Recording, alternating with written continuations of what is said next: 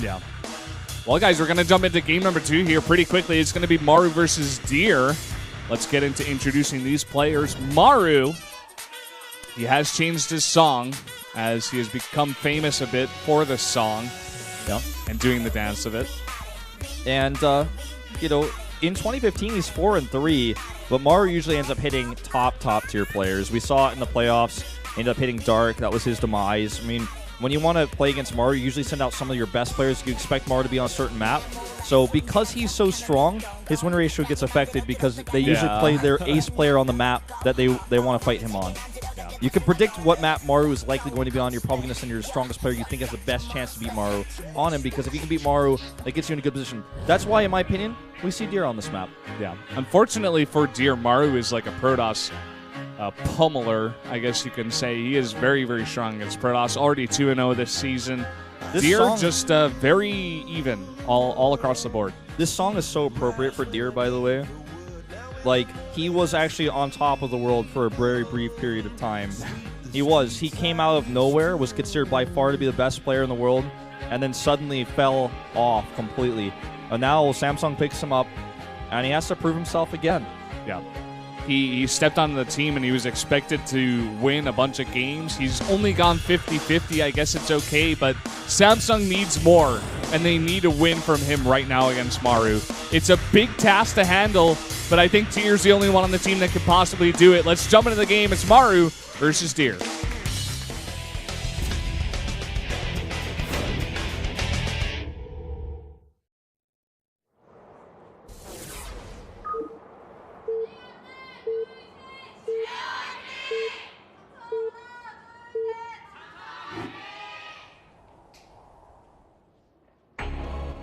Up here in the top left, now changing their color to green, is Jin Air Green Wings, and it's Maru, their star Terran player.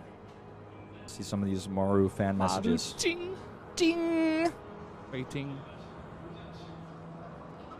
Got a lot of signs, a lot of players. Actually, a lot for Pig Baby, even. Down to the bottom right in blue, it's Deer. When's Pig Baby coming back, man? I don't know, but Where's I feel like, honestly, let's talk about Pig Baby for a second. Give us the history from 2011. He was a player I used to always joke about because I was like, I think the name he meant to choose was Piglet in this case. Yeah, of course.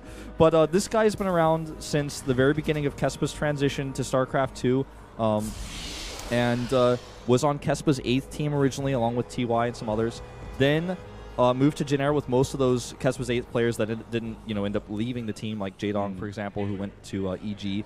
Then, at that point, he became one of the most famous cheesers that there was. He loved to proxy. He loved to proxy versus Zerg. He was like two-gate proxy in the Zerg players base on like Daybreak, for example. That was Pig Baby.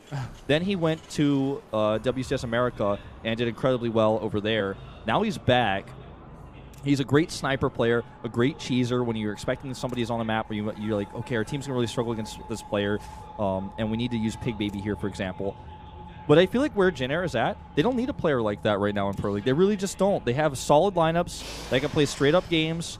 They've got 4 really good players that they can send out most times. The 4th slot is sometimes rotated, like we see Trap today, for example. They've got this sick lineup that just doesn't really need a snipe player, so that's why we don't see Pig Baby anymore, in my opinion. I think he's definitely somebody that they could use from time to time, but they don't rely on him and they don't need him right now. Yeah. Maybe we'll see him in the future if one of these players drops into a slump.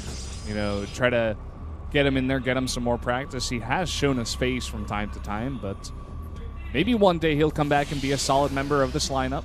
We'll have to wait and see. So far, for both players, it's a very standard opening here.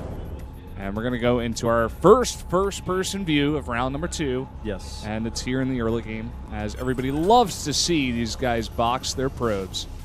Well, what we do see is Deer hiding a probe to the top right. Now, I don't think this is going to necessarily be for a proxy. He is going to keep this probe at a hidden location for now. Could end up being a Stargate proxy later. Mothership is immediately sent towards this SCV, as the SCV is going to delay this gas, which is really annoying. And really good control here by Maru, in fact. Funny that we see the first-person view of both players, like how they micro this situation. Oh, and he loses that SCV. That's not good. Now this pylon gets placed here, which makes me feel more and more like we're not going to see a proxy. Because otherwise, as soon as that SCV died, he could have placed the pylon up at the top. That's when that Reaper comes in and is like, okay, how many pylons do you got? 1, 2, 3. All right, we're okay. 1, 2. What? Something's up. But Reaper's just staying at home to deny scouting. In fact. Yeah. Well, let's see what tech he decides to use after all. It wouldn't be crazy if Deer just made a robotics and like I think that's what we'll two see. gates and played standard and got a forge up a little bit later. I guess we could see Blink. This is a very good map for Blink. You know, you don't have to go all in with it, but of course you can go for some pressure with that. Of course, we see some players, especially Hero, loving to do Blink into robotics, like put on the pressure and then just get that normal transition a bit later. You also have the Blink to stop drops and stuff like this. So it's a very interesting build that we see sometimes. This probe is still here. Finally, we see the pylon come down. What do you think that's going to be for? Proxy Robotics Bay. I think that there's a chance, in all seriousness. You just like totally ignore me. I think there's a chance, in all seriousness, we see 4 Zealots get warped in there and they get picked up by the Warp Prism. That might come out here in a second. No, Stargate. It's a Stargate. It's a lot of tech off of just 2 gas. This is a... Well, this is going to be unexpected, of course. I mean, Reaper's going to come in if it gets in. And even just seeing the 2 Stalkers is like, okay, whatever, this is normal. You know, I have no reason to expect otherwise. We know that Maru is weak to DT drops. We've seen him die to DT drops a lot. And that's something that I was thinking maybe we could end up seeing. But Stargate, I don't really expect. We even saw, I think, like Rain try to use DT drops against Maru in the GSL recently. Yeah. I guess this is going to be a delayed Oracle, right? Yeah, it's just got to be delayed Oracle. It's just going to come in at a timing that they're not going to expect. Maybe he's hoping to do it right when Maru moves out the pressure. Yeah, there it is. Oracle coming out. Reaper, it's moving around the map. It hasn't gone there. The proxy is in a very good location. It's close, but it's not obvious. And the Reaper right now is just trying to get a scout of the main base. He wants to identify the fact that, in fact, there is a robotics facility coming down. He may be like, okay, no forges, no robotics bay. Where's all your gas going? Yeah. Where's it going? You've got 4 gases. I know this. He also knows that Robo's not active, and it wasn't moving.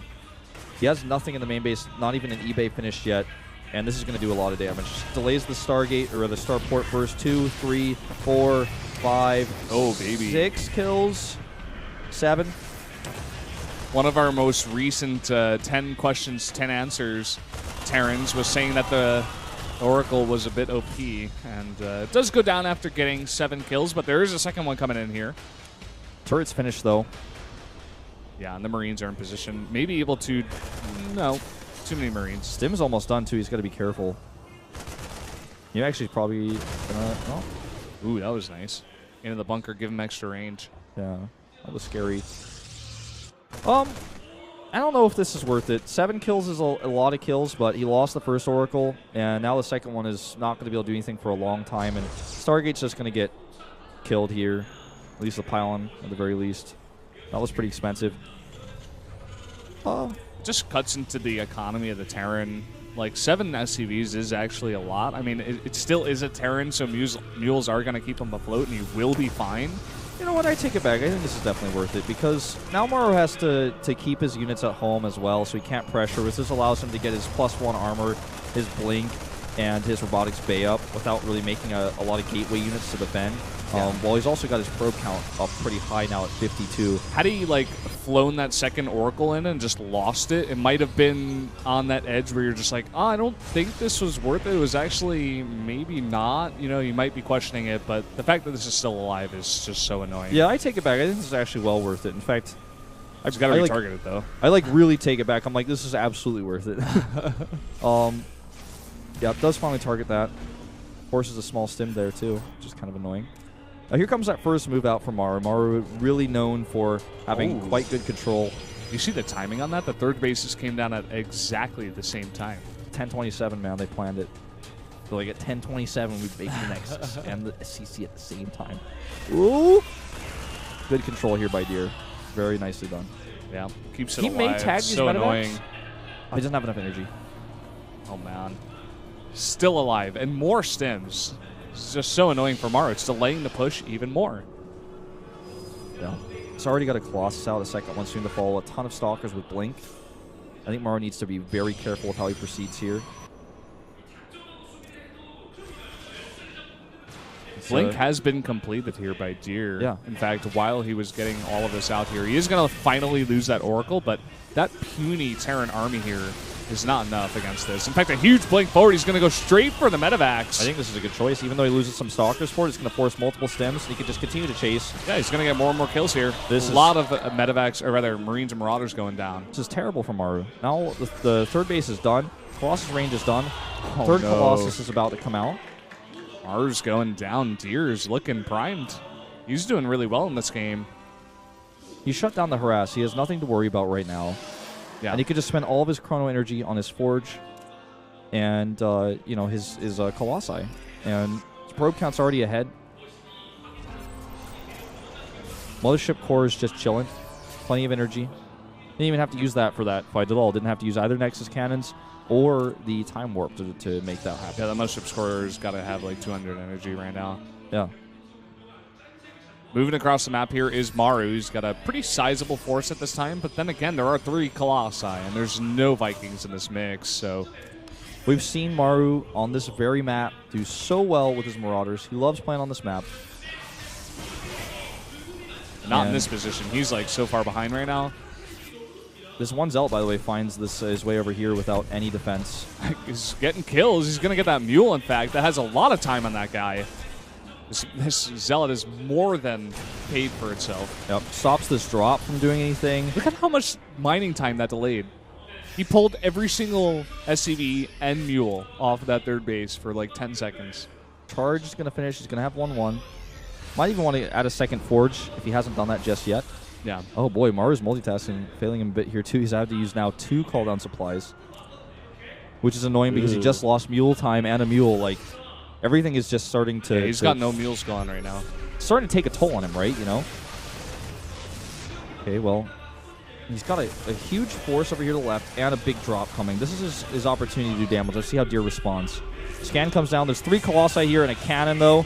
2 cannons make that. 3 He's going to drop right onto the Colossi, though, and those Colossi have no support right now. He's going to be able to easily focus those down. He gets 1, he gets 2, and that third one is so low, he just barely misses it. Yep. Third base is under fire as well, but there's another few Colossi over here. I mean, this is like how ahead Deer is. Even if his Colossi get sniped, he's like still like, I'm fine. I mean, I guess you could say they got sniped, but at the same time, like, Maru had to trade a lot of units for that, too. Units he doesn't have to trade easily. And I think that was definitely still a good trade. Like, you can't lose these Medivacs, though. That's not a good trade, of course. Now Maru's got to get out there, and he's actually going to lose this other Medivac, too. Yep. Blink forward will easily kill it. So he has to drop out. And there we go.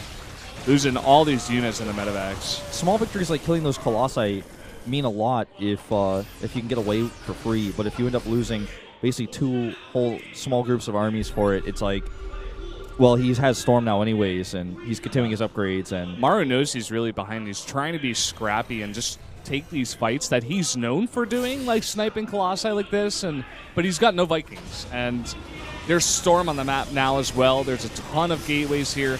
Huge drop in the main. These charge lots with 1-1 are doing a lot of damage. Widowmine hits are good, though. He's chasing a Medivac fleet away. Do you remember the game Maru versus Jim, where we saw him come back in a situation like this? Oh, yeah. Deer is not Jim, man. Oh, God, that Warbism is so dead. He has a ton of Medivacs over there, but they're not really full. And Deer knows that. Yeah, he knows they're not full. There's no answer for all these Storms, actually. There's just not enough here for Maru. He's got 9 Medivacs, but who cares? Like, all right. This is, Maru's last chance, I guess you could say. Storm's going to go down here, and this is going to kill the rest of this army. Maru has that Spore still at the natural, but reinforcement should be able to eventually ward it away. 4 High Templar there. Not enough energy for Storm just yet, but close. Storm goes down on those Widow Mines. He's able to identify where they are. There's a huge Widow Mine field right up there. I don't think he sees it, but I just don't think it matters, quite frankly. Deer is going to take this win and tie it up. Pretty crazy, man. We weren't expecting it. GG. I said it before, if there was one man for the job on Samsung, it was Deer. And he came to the task. He actually won the game. You and I both said it, man. We said, this is the map Maru comes on all the time. He loves playing on this map. They pick. We said this earlier too. It's like a bunch of players on this team that are kind of like, okay, they're not as good as Maru, but they come out on the map where they prepare one game and take the win. Deer's the guy. He's the guy they need here to take this win. He did it. And that's a huge moral victory among all else for Samsung going into this right now. And they tie it up. They've got to be happy here. All smiles. Oh, yeah. Some of those because of the win, some of those because of the awkward way that Deer did not high-five the coach and kind of walked away. It was very awkward. It was funny, though. You missed it, Wolf. I missed it. I'm so sorry. Jenner, they've got to regroup here. Maru, pretty much their best player. And going down here, they're going to have to rely on SOS and Rogue, two more strong players in their lineup to take a couple victories. Yep. Maru just not having a great game. No, that was... It just... The Oracle did too much damage. It was caught really off guard, but like the plan worked. The strat worked. The build worked. He got so much space with that. Like, he bought so much space for himself. Like, he kept Maru back, and he had the time and the chrono energy and everything else to get his probe count up while chrono boosting his forge upgrades while getting his Colossi without making any gateway units because his Oracles kept Maru back. This is what you can do sometimes as a Protoss. You can, or other races as well, just... There's a certain meta in mind for your opponent, and he's like, okay, the Protoss is almost definitely 95% of the time just going to make robotics facilities, upgrades, Colossi. He might go blank into Colossi, but he's going to eventually do that. And Deer was like, okay, I know exactly what Maru's expecting. Let me throw a wrench in and see if I can fake him out. And he did. It worked. Yeah. And that's pretty much what won him the game. He, of course, finished out the game from there, but that was like the thing that won him the game. For sure. Well, guys, we are going to take a 2-minute break. We'll be right back. See you then.